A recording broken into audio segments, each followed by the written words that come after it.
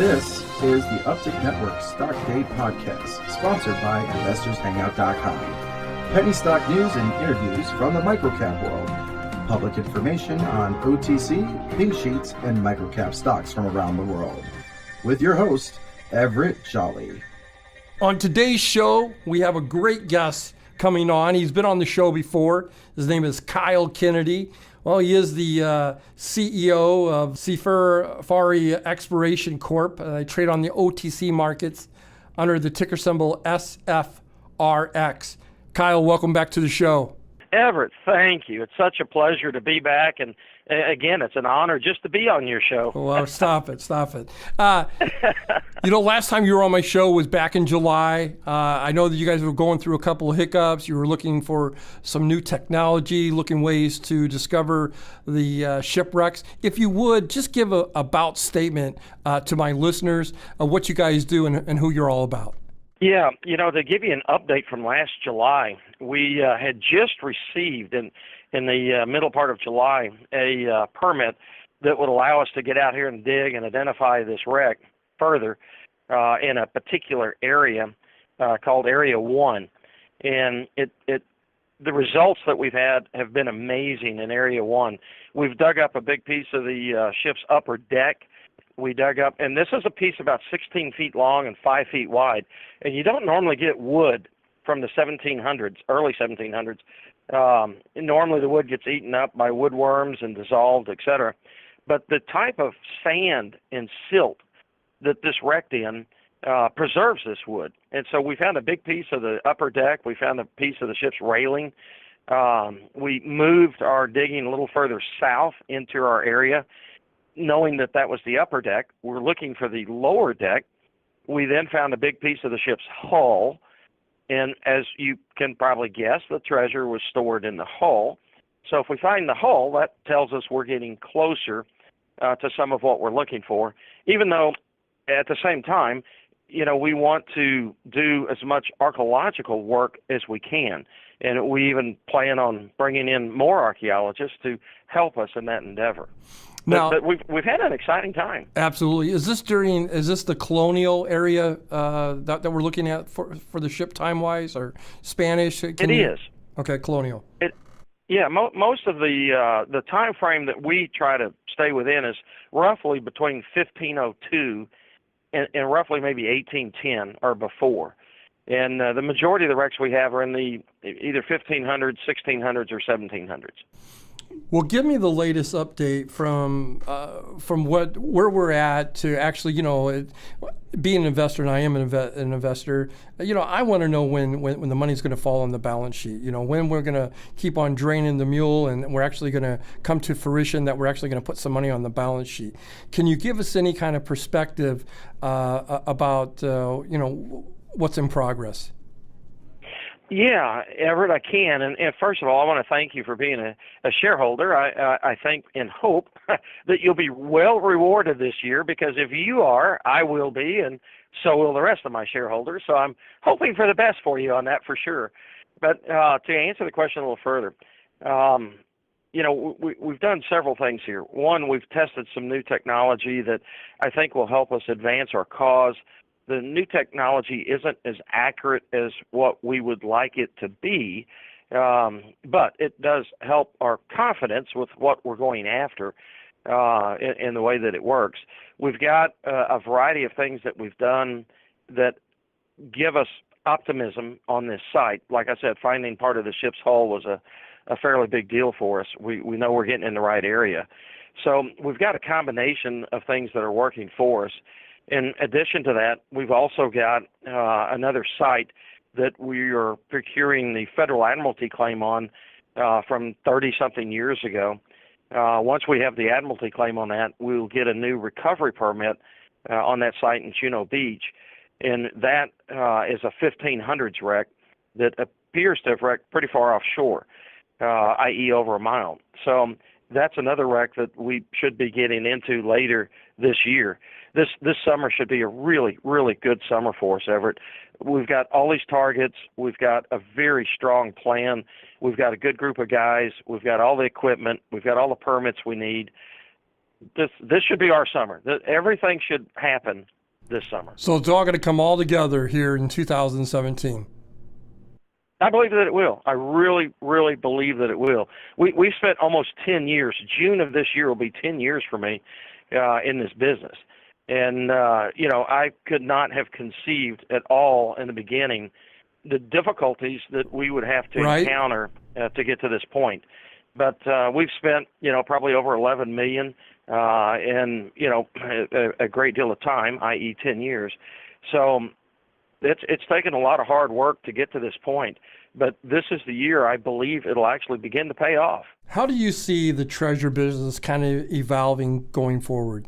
You know what? That's a really good question. The business itself, in my opinion, is going to evolve because of organizations like NOAA and UNESCO. These are major worldwide organizations that part of their job is to protect our cultural heritage. Right. And I think what you're going to see is an increase in professionalism, such as our company. We teach our divers archaeology.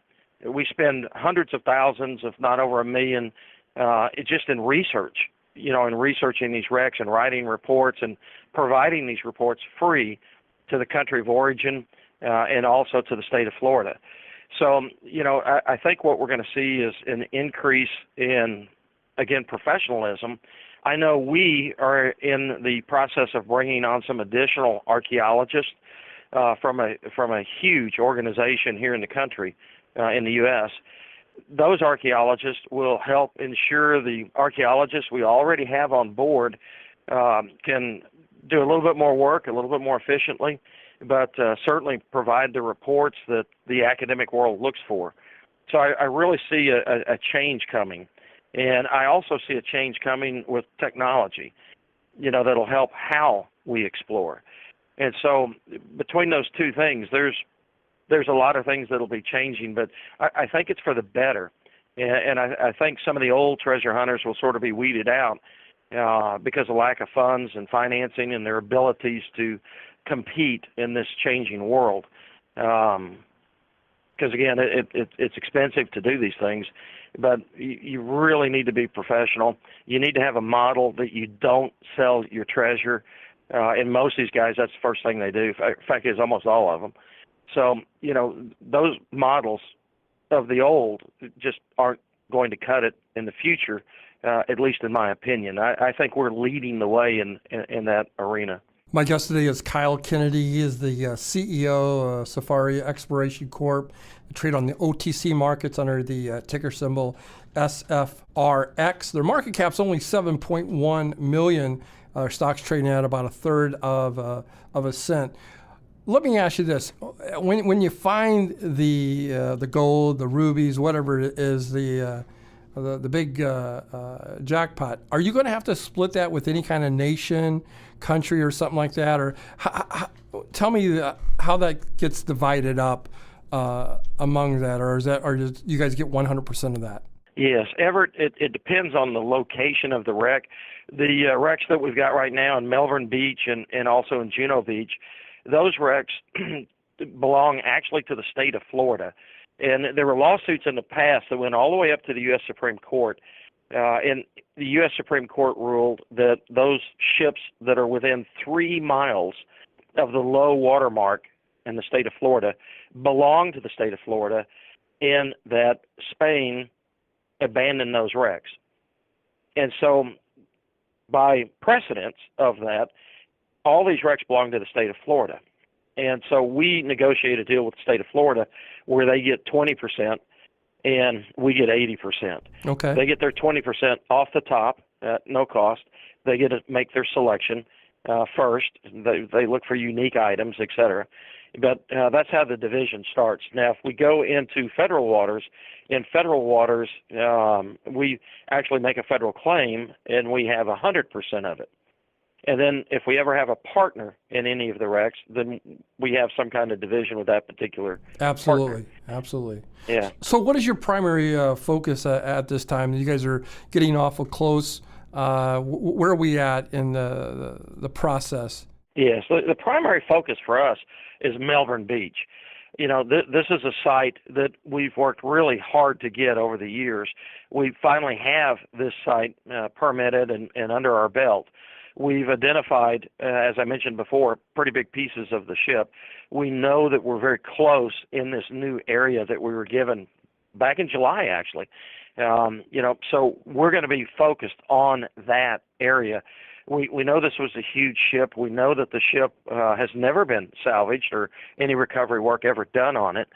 So our investigation into that area will be primary, and then we'll also eventually move back down into Juneau because that's a huge wreck from the 1500s. So, but our primary focus will be Melbourne Beach. There's just so many good things there that are so positive for us that we're going to pursue that for sure. How deep is the wreck? You know what? At Melbourne Beach, the deepest water we have is 55 feet. The wreck itself is in an average of 30 to 35 feet, under about 7 to 8 feet of sand. So, the sand's not very deep. The water's not very deep. The biggest hindrance we have there is the visibility. Visibility there is very low because of the silty sand that we have, but that same silty sand is what preserves that wood, and that'll make it a heck of a wreck as we go through it. I would like to say this. I do own a couple 100,000 shares of this company. I bought it in the open market.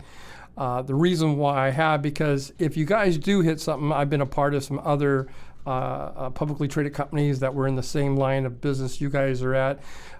Stock goes, 100-fold. It's crazy if you guys hit something, what could happen to this stock. So a great risk to reward ratio, I think. And that's one of the reasons why I bought it, and I also believe in the management here. Kyle Kennedy is my guest today. His company trades on the OTC markets under the ticker symbol SFRX. Kyle, in closing, is there anything you want to get out to my listeners that we didn't get a chance to talk about? Well, you covered some pretty good items in there, Everett. The only thing that I can say is that this year, again, should be our year. I can't emphasize that enough. We've got extremely positive things that are taking place, and I just truly believe that this year will be our year. I want to thank you for coming on the show. Please don't wait 9 months to come back on my show. That's too long for me to wait. I look forward to having something to talk about in less than 9 months. Yeah. It's always a pleasure. I wish you nothing but continued success, and hopefully talk to you in about 40 or 50 days. There you go. Everett, thank you very much.